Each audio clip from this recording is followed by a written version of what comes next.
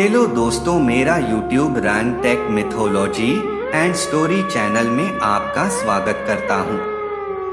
रामायण बालकांड मारीच और सुबाहु का वध।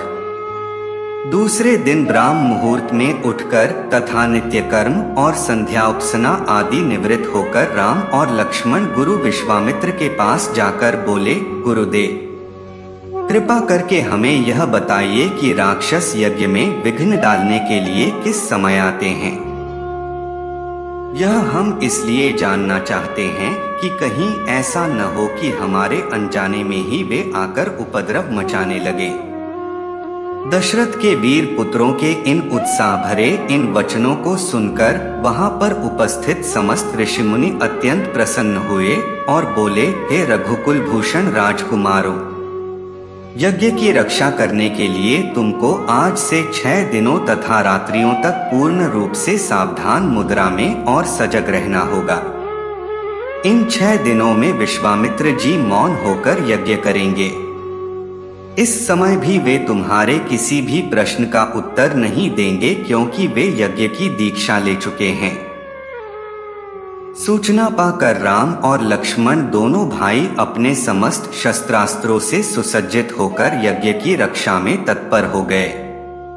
5 दिन और 5 रात्रि तक वे निरंतर बिना किसी विश्राम के सतर्कता के साथ यज्ञ की रक्षा करते रहे, किंतु इस अवधि में किसी भी प्रकार की विघ्न बाधा नहीं आई। 6वें दिन राम ने लक्ष्मण से कहा, भाई सौमित्र, यज्ञ का आज अंतिम दिन है और उपद्रव करने के लिए राक्षसों की आने की पूर्ण संभावना है। आज हमें विशेष रूप से सावधान रहने की आवश्यकता है।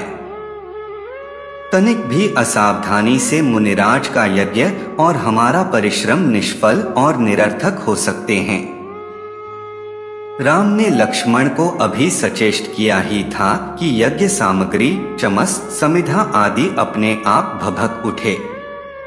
आकाश से ऐसी ध्वनि आने लगी जैसे मेघ गरज रहे हों और सैकड़ों बिजलियां तड़क रही हों। इसके पश्चात मारीच और सुबाहु की राक्षसी सेना रक्त, मांस, मज्जा, अस्थियों आदि की वर्षा करने लगी।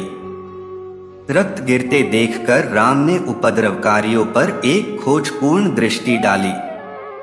आकाश में मायावी राक्षसों की सेना को देखकर राम ने लक्ष्मण से कहा, लक्ष्मण, तुम धनुष पर शरसंधान करके सावधान हो जाओ। मैं मानवास्त्र चलाकर इन महापापियों की सेना का अभी नाश किए देता हूं।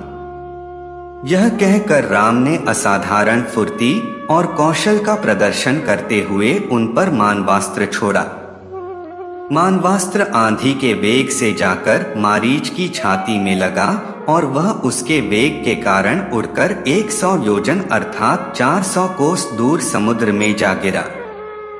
इसके पश्चात राम ने आकाश में आग्नेयास्त्र फेंका, जिससे अग्नि की एक भयंकर ज्वाला प्रस्फुटित हुई और उसने सुबाहु को चारों ओर से आवृत कर लिया।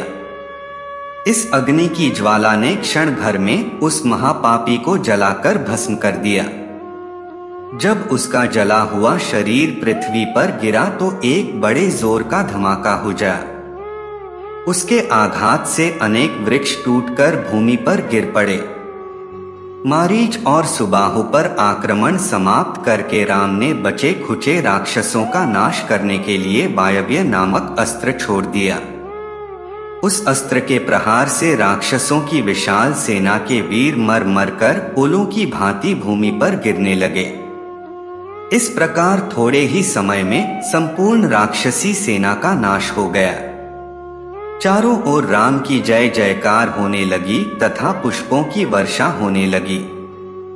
निर्विघ्न यज्ञ समाप्त करके मुनि विश्वामित्र यज्ञ वेदी से उठे और राम को हृदय से लगाकर बोले, हे रघुकुल कमल, तुम्हारे भुजबल के प्रताप और युद्ध कौशल से आज मेरा यज्ञ सफल हुआ।